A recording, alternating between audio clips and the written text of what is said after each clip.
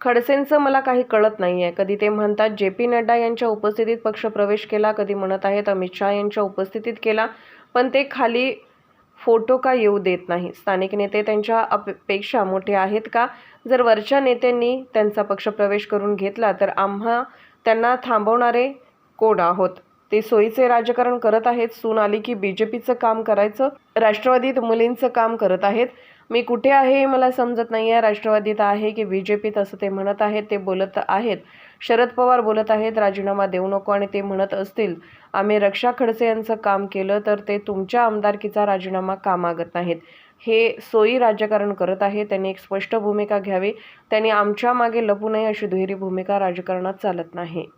की वरच्या फळीमध्ये माझा पक्षप्रवेश झालेला आहे, मात्र राज्य लेवलला ते एक्सेप्ट नाही आहे. नाताभाऊंचा पक्ष राज्यातील नेते अनेक नेते अडचणीत ठरत आता असल्यामुळे खडसेंचं तर मला कळतच नाही काय बोलावं त्यांच्याबद्दल. मी वरती म्हणे नड्डा साहेबांनी प्रवेश केलेला आहे, कधी म्हणता अमित भाईंनी प्रवेश केलेला आहे, माननीय अमित भाईंनी प्रवेश केलेला आहे, पण खाली ते फोटो येऊ देत नाही. आता आम्ही त्यांच्यापेक्षा मोठे आहोत का?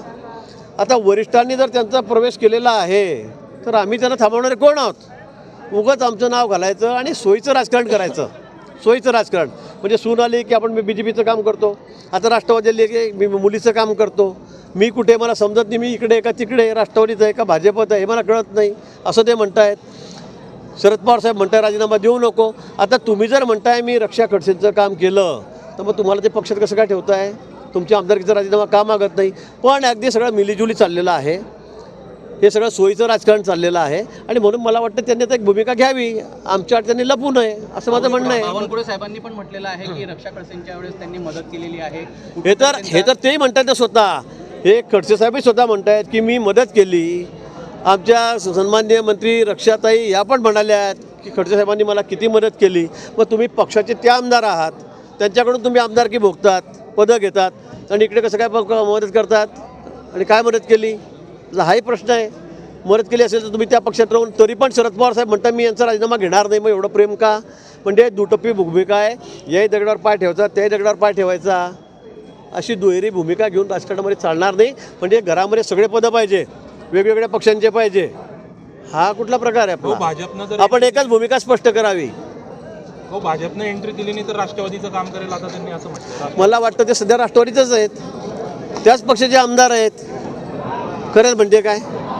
ते सध्या राष्ट्रवादी. आणि मला वाटतं या संदर्भामध्ये सगळे आमचे वरिष्ठ नेते जे आहेत ते निर्णय करतील. रक्षाताई काल पण म्हणाल्या आहेत की नाताभाऊ असतील किंवा गिरीश भाऊ असतील हे मोठे नेते आहेत, त्या दोघांनी एकत्र येऊन काम करावं अशी माझी पण इच्छा आहे. दोघं एकत्र आले तर या जळगाव जिल्ह्याचा असेल किंवा राज्याचा चांगलाच विकास होईल. मला असं वाटतं की रक्षाताई काय म्हणाल्या मी तर काही ऐकलं नाही, पण या संदर्भामध्ये त्यांचा पक्ष वेगळा आहे, माझा पक्ष वेगळा आहे. आता ते म्हणतात वरिष्ठांनी त्यांना प्रवेश दिलेला आहे तर वरिष्ठ निर्णय घेतील ना. आम्ही वरिष्ठांपेक्षा तर काही वरिष्ठ नाही आहोत, आम्ही तर फार छोटे कार्यकर्ते आहोत. तर तेच म्हणता मी काही खाली कोणाशी बोलत नाही, माझा डायरेक्ट संपर्क वरती आहे, त्यांचं असं म्हणणं आहे. तर त्यामुळे मला असं वाटतं की मग त्याच्या बाबतीत वरिष्ठ निर्णय घेतील. आता कोणाची मजा आहे का? अमित भाईंनी सांगितलं की इनको ले लिया तर काय आम्ही म्हणणार आहे नाही लिया करके असं म्हणणार आहे आम्ही? नड्डाजी आमचे अध्यक्ष आहेत, नड्डाजी, मान्य नड्डाजी, त्यांनी जर म्हटलं आम्ही प्रवेश दे दिया तर आमची काय मजा आली? आम्ही काय म्हणून नाही देणे का? असं आहे का? पण मला वाटतं काय असेल स्पष्टता त्यांनी एकदा करावी. उगाच इकडे याही दगडावर पाय ते दगडावर पाय म्हणजे असं दुटप्पी राजकारण नाही करता येणार आपल्याला. गुन्हा दाखल केला होता त्यापैकी त्यांच्यावर सीबीआयने त्यांच्यावर गुन्हा दाखल केलेला आहे, काय सांगा? अतिशय योग्य निर्णय CBIने घेतलेला आहे आणि तो नियमात राहून घेतलेला आहे. अनिल देशमुख यांनी माझ्यावर कसल्या पद्धतीने गुन्हा दाखल केला, कशा पद्धतीने मोका लावण्याचा प्रयत्न केला आणि त्या संदर्भामध्ये किती प्रेशर तत्कालीन SP होते मुंडे, प्रवीण मुंडे यांच्यावर त्या ठिकाणी केला होता आणि तो आता CBIच्या चौकशीमध्ये उघड झालेला आहे. 3 वर्ष 12 दिवसांनी पुण्यामध्ये घटना घडली असं त्याचं म्हणणं होतं आणि त्याचा गुन्हा मुक्ताईनगरला 550-600 किलोमीटर लांब 3 वर्ष 12 दिवसांनी त्यांनी त्या ठिकाणी दाखल करायला लावला. आणि हा दाखल करत असताना हा अतिशय सगळा सपशेल खोटा गुन्हा आहे, हे सगळं प्रूव्ह झालेलं आहे. पण हा गुन्हा दाखल करावा, गिरीश पाटीलना 2 वर्ष आत टाकावं मोक्कामध्ये असा आग्रह अनिल देशमुखांचा होता. प्रवीण मुंडे त्यावरचे तत्कालीन जे SP होते त्यांच्यावर त्यांनी खूप प्रेशर, कारण ते म्हणाले साहेब गुन्हा हा 3.25 वर्षापूर्वीचा आहे, तो पुण्यात घडलेला आहे, मी जळगावला का दाखल करू?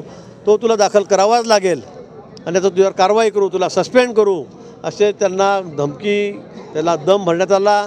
आणि मग शेवटी नाईलाजाने मुंडे साहेबांनी त्यावेळेला प्रवीण मुंडेंनी SPंनी मला सांगून त्या ठिकाणी हा गुन्हा दाखल केला की मला साहेब माझा नाईलाज आहे, मला हा खोटा गुन्हा दाखल करावा लागतो आहे. आणि तशी कबुली आता CBIच्या इन्क्वायरीमध्ये त्यांनी त्या ठिकाणी दिलेली आहे. त्यामुळे अनिल देशमुखवर गुन्हा दाखल होणे क्रमप्राप्त आहे आणि तो आता झाला आहे. पुढची कारवाई आता परत CBI करेल. अनिल देशमुखांवर कोणाचा दबाव होता? इथल्या स्थानिक नेत्यांचंही तुम्ही बोललेले आहे. कोणाचा दबाव? अनिल देशमुखांना मी या काळामध्ये बोललो होतो, विधानसभेचं सत्र होतं, कोरोनाचा काळ होता.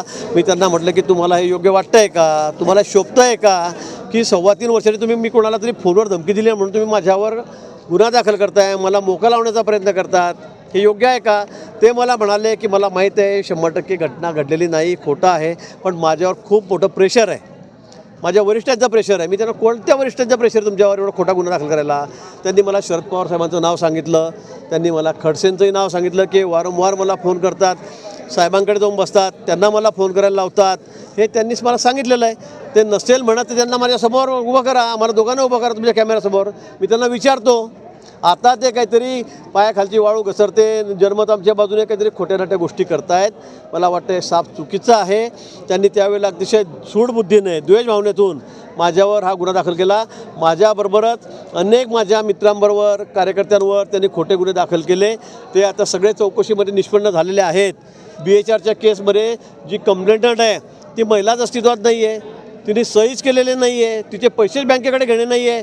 तिच्या नावाने खोट्या 5-6 ठिकाणी वेगवेगळ्या सह्या करून पोलीस अधिकाऱ्यांनी माझ्या मित्रांवर सुद्धा, जवळच्या कार्यकर्त्यांवर गुन्हे दाखल केले. त्यांना 6-8 महिने जेलमध्ये ठेवलं, काही कारण नसताना. 100% खोटे गुन्हे ते CBIमध्ये आता सिद्ध झालेलं आहे सगळ्या चौकशीमध्ये. मला वाटतं त्यामुळे आता सगळ्यांना ही शिक्षा झाली पाहिजे अशी अपेक्षा आमची आहे. BHR प्रकरणी भाग्यश्री नवटकेंवर गुन्हा दाखल झालेला आहे पुण्यामध्ये. BHR प्रकरणी भाग्यश्री नवटकेंवर गुन्हा दाखल झालेला आहे. BHRच्या प्रकरणामध्ये सुद्धा कशा पद्धतीने खोट्या केसेस केल्या गेल्या. ज्या बाईची कंप्लेंट आहे, ज्या महिलेची कंप्लेंट आहे खातेदाराची, ती म्हणते माझे पैसे घेणेच नाही बँकेकडे, माझे तिला सही दाखवली, ती माझी सहीच नाही. ती फॉरेन्सिक लॅबला 4 ठिकाणी पाठवली, तर 4ही ठिकाणी सांगितलं की ही या बाईची सहीच नाही. म्हणजे इतक्या खोटे नाटे, एका बाईचे 4 वेळा पोलीस अधिकारी वेगळ्या ठिकाणी सह्या करतायत. जी बाई अस्तित्वात नाही किंवा त्याला बँकेकडे पैसे घेणे नाही, त्या बँकेच्या त्या बाईच्या नावाने कंप्लेंट दाखल करतायत. आणि आमच्या लोकांना 6-6 महिने 8-8 महिने जेलमध्ये टाकलं गेलं. त्यांना किती अन्याय केला, त्यांच्यावर किती अत्याचार त्यांच्यावर केला, मग कशासाठी चाललेलं आहे? आणि म्हणजे मला तर वाटतं बिहार UPमध्ये सुद्धा त्यांनाही लाजवेल. ते राज्याचं आता बरे होत चाललेले मला वाटतं. पण त्या बदल्या 2.5 वर्षाच्या काळामध्ये तुम्ही एवढं सुराचं राजकारण केलं, एवढं बदल्याचं राजकारण केलं की निरपराध लोकांना तुम्ही जाणीवपूर्वक त्या ठिकाणी आत केलं. 6-8 महिने त्यांना जेलमध्ये टाकलं. आणि आता CBIच्या चौकशीनंतर ते अगदी सत्य परिस्थिती काय ती आता समोर आलेली आहे. त्या पायाखालची वाळू सरकलेली आहे आणि सत्ताधाऱ्यांचा जे तत्कालीन पोलीस अधीक्षक, मला वाटतं या संदर्भामध्ये त्यांनी काही सांगितलं तरी या संदर्भामध्ये आमच्याकडे CD सुद्धा आहे, रेकॉर्डिंगसुद्धा आहे, व्हिडिओ रेकॉर्डिंग. तत्कालीन त्यावेळेचे पोलीस प्रॉसिक्युटर, विशेष सरकारी वकील प्रवीण चव्हाण यांची सगळी अगदी आखोरेखा हाल आहे. व्हिडिओ कॅसेट आमच्या समोर आहे. व्हिडिओ ती विधानसभेमध्ये सुद्धा देवेंद्रजींनी दाखवलेली आहे. त्याच्यामध्ये ते काय बोलत आहेत, कसं यांना फसवायचं, कसे गुन्हे दाखल करायचे, कसे यांच्या गाडीमध्ये ड्रग टाकून द्या, यांना पकडा, गिरीश महाजनांना 2 वर्ष आतमध्ये टाका, हे सगळं ते बोलत आहेत. पोलीस अधिकारी त्यांच्यासोबत आहेत. अनिल देशमुखांचं वारंवार ते नाव घेत आहेत. मला वाटतं हे आपण बघा एकदा, मी आपल्याला दाखवतो.